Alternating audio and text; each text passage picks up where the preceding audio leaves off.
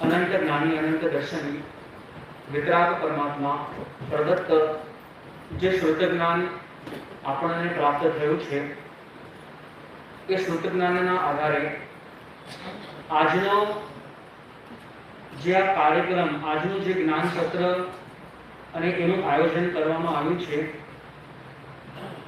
બધા કહે છે કે જ્ઞાન આ જગતની અંદર સૌથી વધારે સમજવું અઘરું હોય ને તો એ જ્ઞાન છે. ઘણા લોકો એમ કહેતા હોય કે જ્ઞાનની અંદર બધાને રસ હોતો નથી, પણ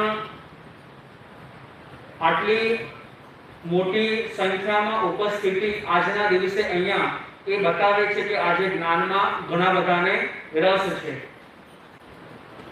આ જ્ઞાન આપણી પાસે જે આવ્યું ને એનો ઇતિહાસ ઘણો અનુપમ છે. દેવલાલી વાસીઓએ તો એનો ઇતિહાસ સાંભળેલો. ઘણા બધા વિદ્વાન વક્તાઓ અહીં બિરાજમાન છે, બધાને પણ ઇતિહાસ ખબર હશે કે પરમાત્મા ભગવાન મહાવીર સ્વામી તરફથી જે શ્રુત જ્ઞાન મળ્યું એ શ્રુત જ્ઞાન આપણી પાસે કેવી રીતે આવ્યું, એની પાછળ કેવા કેવા મહાપુરુષોએ મહેનત કરી, કેવો કેવો પુરુષાર્થ કર્યો. તો કહેવાય છે કે એ ભૂતકાળની અંદર ભગવાન મહાવીરના નિર્વાણથી કરીને 1000 વર્ષ સુધીનો ઇતિહાસ. એ 1000 વર્ષ દરમિયાન 14 પૂર્વી મહાત્માથી માંડીને 1 પૂર્વી મહાત્મા સુધી એ બધા મહાત્મા એવી મહેનત કરી, એવા જ્ઞાન સત્રો કર્યા, એવી જ્ઞાનની વાચનાઓ કરી કે જે પરમાત્મા ભગવાન મહાવીર તરફથી મળેલું જ્ઞાન સમય જતા એ જ્ઞાન ધીમે ધીમે ઓછું થવા લાગ્યું. કારણ કે એ સમયમાં છે ને જ્ઞાન માત્ર મતિ બુદ્ધિ દ્વારા યાદ રાખવામાં આવતું હતું, પણ જેમ જેમ સમય વીતતો ગયો, બુદ્ધિનું સ્તર ઘટતું ગયું, તેમ તેમ જ્ઞાન ભૂલાતું ગયું. એ સમયમાં મૌખિક જ્ઞાનની આપલે થતી હતી. આજની જેમ ન હતું કે ભાઈ તમે વક્તાઓ લેખ લખીને આપે અને એ બુકનું સંપાદન થઈ જાય અને ગમે ત્યારે મન થાય ત્યારે પુસ્તક વાંચી શકાય. ત્યારે એવી વ્યવસ્થા ન હતી. માત્ર મૌખિક રીતે જ્ઞાનની આપલે થતી હતી, પણ જેમ જેમ સમય આગળ વધતો ગયો, જેમ જેમ 5મો આરો નજીક આવતો ગયો, એક કાળના પ્રભાવે બુદ્ધિનું સ્તર ઘટવા લાગ્યું, યાદ શક્તિ ઓછી થઈ ગઈ અને વધારામાં કહેવાય છે કે સાત જે મહાવાચનાઓ થયું ને એની અંદર 4 વખત તો 12 વર્ષના દુષ્કાળ પડ્યા. અને એવા દુષ્કાળ પડ્યા કે જેમને આ જ્ઞાન યાદ હતું, સાધુ સાધ્વીજીને હવે આ સંયમનો નિર્વાહ, આ શરીરનો નિર્વાહ આહાર પાણી વગર ન થાય અને આ 12 વર્ષના દુષ્કાળની અંદર આહાર પાણી મળવા દુષ્કર થઈ ગયા. જેને જેટલું જ્ઞાન હતું ને એ બધાએ આવી અલગ અલગ વાચનાઓ કરી અને જ્ઞાનને સંકલિત કર્યું, જ્ઞાનને એકત્રિત કર્યું અને પરમાત્મા મહાવીર જે શ્રુત જ્ઞાન ફરમાવ્યું ને એ આજે આપણી પાસે 32 કે 45 આગમ સ્વરૂપે હાજર છે. અને એ જ આગમના આધારે આ વિવિધ જ્ઞાન સત્ર નું આયોજન થતું હોય છે. અને એમાં આજે પણ આવો સુંદર અવસર, જન્મદિવસ જો કેવી રીતે ઉજવાય એનો આજે આ તમે એક્ઝામ્પલ તમારી સામે છે.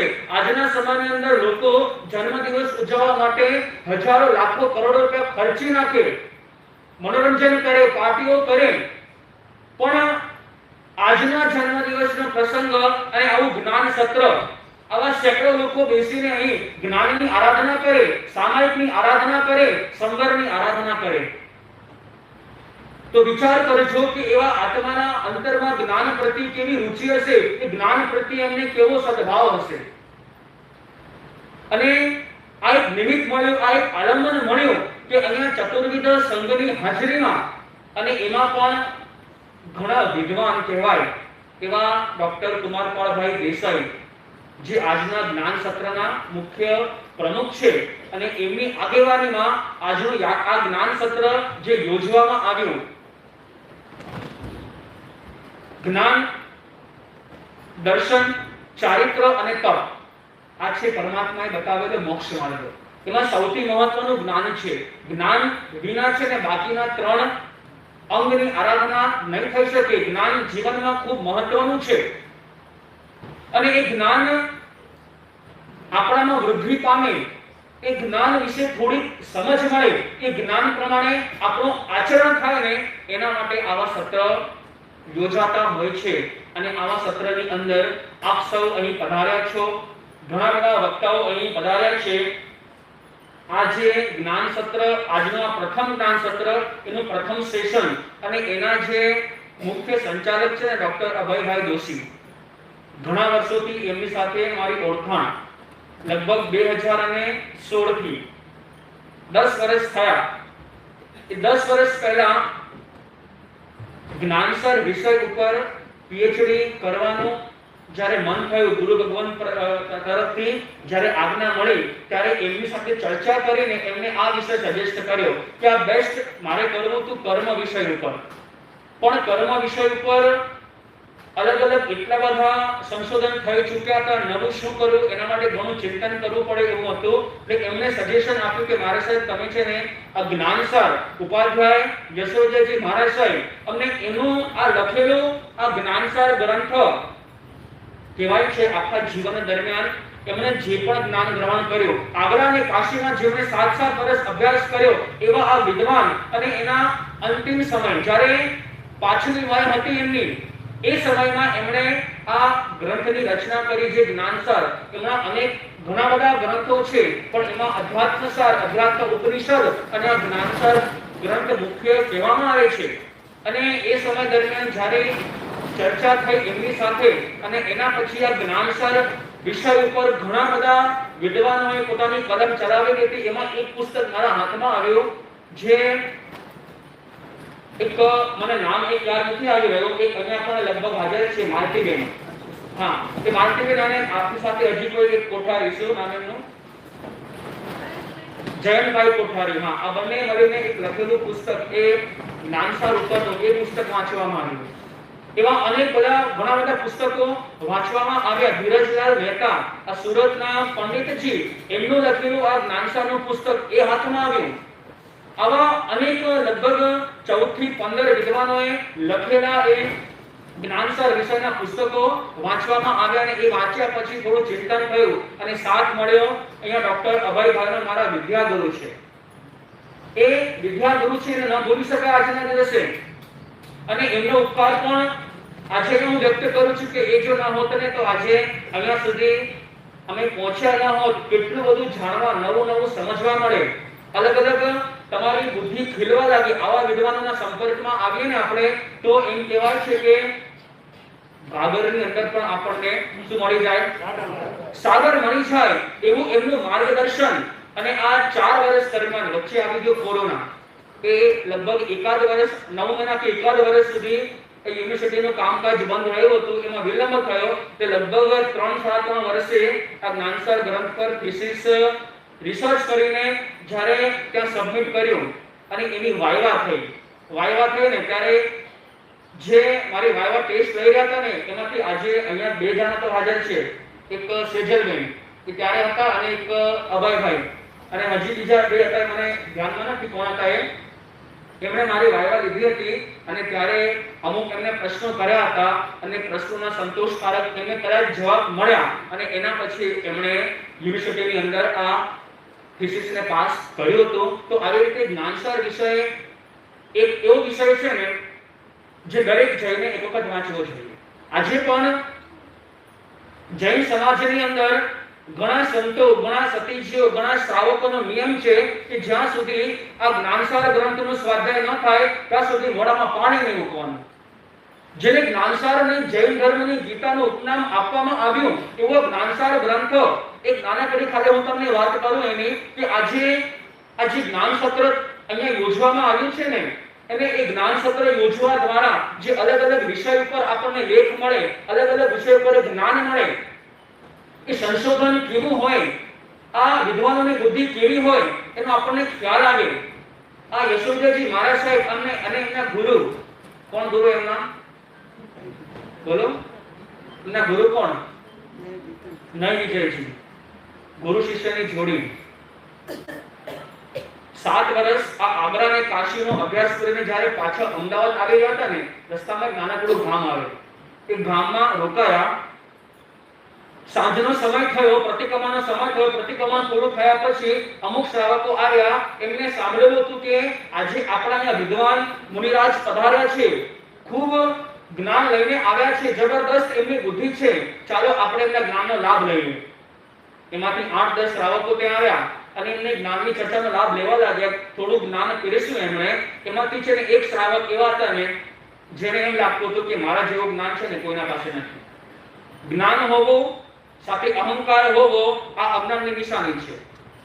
એને એમ જ થાય મારા જેવું જ્ઞાન કોઈની પાસે નથી, અને એને કહી દીધું કે સાહેબ તમને કોઈ સજ્જાય આવડતું તો સંભળાવો ને અમને. આ તો બધું ઘણું શીખ્યા, આ તો બધું ઘણું વાંચ્યું, ઘણા પ્રવચન સાંભળ્યા, આપના મુખે અમારે સજ્જાઈ સાંભળવી છે.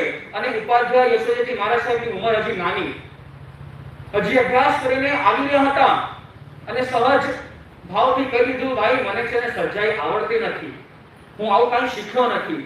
આવો નિખારસપણે જવાબ આપ્યો.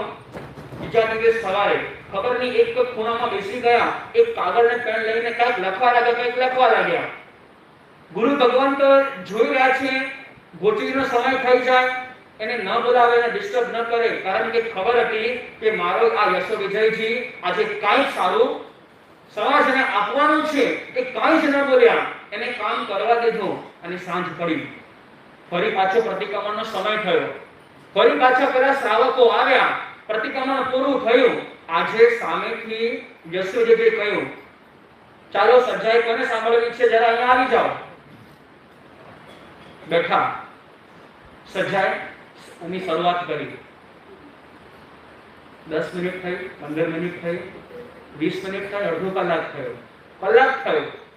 બાકીના શ્રાવકો ત્યારે ઊંચા ઊંચા થવા લાગ્યા કે હજી કેટલી વાર લાગશે, બરાબર, હજી કેટલી વાર લાગશે. એમ કરતા કરતા પાછળથી 2-3 શ્રાવકો નીકળતા ગયા. હવે જે ગઈકાલે શ્રાવક બોલ્યા હતા ને કે સજ્જાઈ તમને આવડતી હોય તો સંભળાવો, ને એક ટોન્ટ મારતો એમને કે તમે 7 વર્ષ સુધી કાશી અને આગ્રામાં અભ્યાસ કર્યો છતાં તમને સજ્જાઈ નથી આવડતી, તો શું તમે ત્યાં રહીને ઘાસ કાપ્યું? આ કોણ બોલ્યો? પેલો શ્રાવક બોલ્યો. અને ઉપાધ્યાયજીને તક મળી ગઈ એ મેળું ભાંગવા માટે. એને આ લેખન કરીને સાંજનો સમય થયો, અને એ જ્યારે સજ્જાઈને સંભળાવી, અડધો કલાક પસાર થયો, કલાક પસાર થયો, 2 કલાક પસાર થયા, 2.5 કલાક પસાર થયા, અને ત્યાં પેલો શ્રાવક એની ધીરજ છૂટી ગઈ. સાહેબ સજ્જાઈ હજી કેટલી લાંબી ચાલશે, ક્યારે પૂરી કરશો? અને અહીંયા એ બાળ મુનિરાજ, એ વિદ્વાન, એ વિદ્વત વર્ય મુનિરાજ કહે છે ભાઈ મેં જે કાશી અને આગ્રામાં 7 વર્ષ સુધી ઘાસ કાપ્યું ને એના પૂળા બાંધી રહ્યો છું. અને એના પૂળા બાંધતા 7 કલાક તો લાગે કે ન લાગે? હજી માત્ર 2.5 કલાક થયા છે. આ છે વિદ્વાન અને આ છે એનું જ્ઞાન. વિચાર કરજો, આવા અનેક સંશોધન, અને કહેવાય છે કે એ સજ્જાઈ આજે પણ આપણી પાસે મોજૂદ છે. ખબર છે કોઈને કઈ સજ્જાઈ? સંકિતના 67 બોધની સજ્જાઈ. ત્યારે એ રચના એમણે કરી હતી, અને આજે એ આ જ્ઞાન આપણી પાસે હાજર છે. આવા આપણા જય આશ્રમના ઇતિહાસમાં અનેક વિદ્વાનો થઈ ગયા. કહેવાય છે રક્તચંદ્રજી મહારાજ સાહેબ અજરામા સંપ્રદાયના છઠ્ઠા વઘાની, આજે જે તમારી સમક્ષ હમણાં જે નવું પુસ્તક લોન્ચ થવાનું છે જ્ઞાનધારા, એની અંદર ખાલી ઉપરથી થોડુંક એ વાંચન કર્યું, ખ્યાલ આવ્યો કે એ રક્તચંદ્રજી મહારાજ સાહેબ આ બાજુ અભિદાન રાજેન્દ્ર કોશ, એ આટલો મોટો કોશ. વિચાર કરજો જ્યારે વાંચજો કે મહાપુરુષે કેવી મહેનત કરીને આ અર્ધમાગધી કોશની રચના કરી. રત્નચંદ્રજી મહારાજ સાહેબે 50,000 શબ્દો એની અંદર છે. અભિદાન રાજેન્દ્ર કોશ એમાં એમ લખેલું હતું કે 4.5 લાખ શ્લોક પ્રમાણ શબ્દો એમાં ગોઠવાયેલા છે. એક શ્લોક છે ને 32 અક્ષરનો થાય, એવા 4.5 લાખ શ્લોક પ્રમાણ. અને લગભગ 4 કે 5 વર્ષ પહેલા તમે હમણાં સાંભળ્યું જૈન વિશ્વકોશ, અલગ અલગ 12 અક્ષરના અક્ષર ઉપરથી અલગ અલગ વિષય અને એની રજૂઆત, અને એ લગભગ કેટલા ભાગમાં? 10 ભાગમાં એ જૈન વિશ્વકોશનું પ્રકાશન થયું. આવા અનેક વિદ્વાનો, આવું અનેક જ્ઞાન, આવું અનેક સંશોધન આજે આપણી પાસે છે ને, આનાથી વધારે ગર્વની વાત બીજી કોઈ નથી. એટલે આવું જ્ઞાન અને આવા વિદ્વાનો અને એમનું આવું જ્ઞાન આજે આપણને સાંભળવાનો મોકો મળ્યો છે એ આપણા અવભાગ્ય છે. આજે પણ પરમાત્મા માર્ગનું શાસન આ રીતે ગાજે છે. આ પરિષદ જોઈને એવું યાદ આવી જાય કદાચ એ સમયમાં જે સાત વાચનાઓ થઈને એવી રીતે આવા સત્ર થવા જોઈએ કે જેના થકી જ્ઞાનનું સંરક્ષણ થાય, જ્ઞાનમાં વૃદ્ધિ થાય. તો બસ આજના આ વિષયને અનુલક્ષીને આ જ્ઞાન સત્ર આપણા માટે ખૂબ જ ઉપકારી બની રહે અને આપણા સૌનું અંતિમ લક્ષ્ય છે મોક્ષમાં જવાનું. બસ ત્યાં સુધી આપણને પ્રગતિ કરાવે એ જ ભાવ વિશેષ.